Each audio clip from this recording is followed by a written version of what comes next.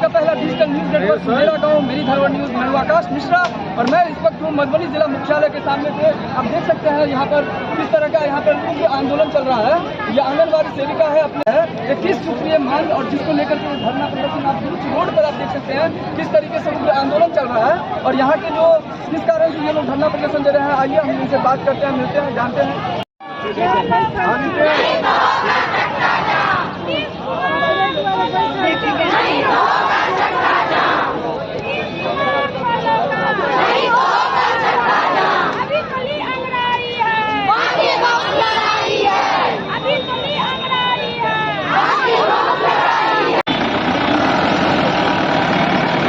क्या 21 सूत्री की मांग के लेकर के लिए हम लोग यहाँ पे आए हैं।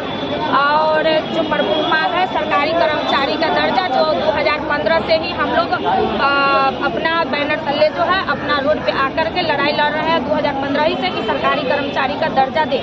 ये बिहार आंगनबाड़ी सेविका सहायक आसन का मैं मधुबनी जिला के अध्यक्ष अंजनी कुमारी मेरा नाम हुआ। और मैं सरकार से अभी भी गुहार लगा रही हूँ कि हम महिलाएं बहुत परेशानी में हैं। जो हमारा मांग है उस मांग को शांतिपूर्वक आप जो है देने का कष्ट करें और हमारी बहना को इसे रोड पे उतरने से आप बचाएं।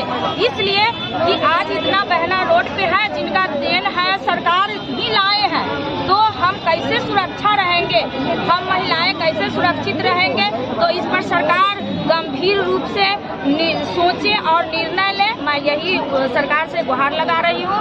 ये हमारे देश का सरकार है, राजा है, अब हम उनका प्रजा है और एक राजा का सबसे बड़का दायित्व बनता है अपने प्रजा को रक्षा करना। तो हम एक प्रजा भी हैं और एक उनका अंग भी है। जैसे कि शरीर का किडनी खराब हो जाता है तो पूरा सिस्टम खराब हो जाता है, उसी तरीका से पूरे बिहार के लिए पूरे बिहार सरकार का जितना प्रोग्राम होता है वह किडनी का काम आंगनबाड़ी सेविका का। हम लोग का 21 सूत्री मांग है।